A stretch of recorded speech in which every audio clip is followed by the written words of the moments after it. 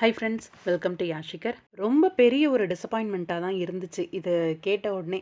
என்னென்னா, நம்ம எல்லாருமே ரொம்ப ஆர்வமாக எதிர்பார்த்துட்ருக்க ஒரு சீரியலாக இருக்கிறது வந்து ஆடுகளம் சீரியல். நம்மளோட சன் டிவியில் சீக்கிரமாகவே வரப்போகுதுன்னு சொல்லி ப்ரமோ லான்ச் பண்ணி, அந்த ப்ரமோ லான்ச் ஆகி கிட்டத்தட்ட 3 சீரியல்ஸோட ப்ரமோ வந்து லான்ச் பண்ணி, அந்த சீரியல்ஸும் வந்து டெலிகாஸ்ட்டும் ஆகிட்டுருக்கு இப்போது கரண்ட்டாக. ஆனால் இந்த சீரியல் ப்ரமோ ரிலீஸ் ஆகி இந்த சீரியலை வந்து இப்போ வரைக்கும் டெலிகாஸ்ட் பண்ணாமே இருக்காங்க. என்ன காரணம் அப்படின்ற கோவம் ரசிகர்களுக்கு ரொம்பவே அதிகமாக இருந்துகிட்ருக்கு. இப்படி இருக்க சூழ்நிலையில் இந்த தமிழில் லான்ச் பண்ண ப்ரமோவோட இதே இப்போ வரைக்கும் சீரியலை லான்ச் பண்ணாமல் இருக்காங்க. இதில் ரீமேக் வேறையா அப்படிங்கிற மாதிரி ஒரு கோவம் வருது. ஏன்னா உதயா டிவியில் வந்து கன்னடா இண்டஸ்ட்ரியில் புதுசாக ஒரு சீரியல் வந்து வரப்போகுது, சிந்து பைரவி அப்படின்னு சொல்லிட்டு. அந்த சீரியல் வந்து நம்ம ஆடுகளம் சீரியலோட ரீமேக் அப்படிங்கிற மாதிரி.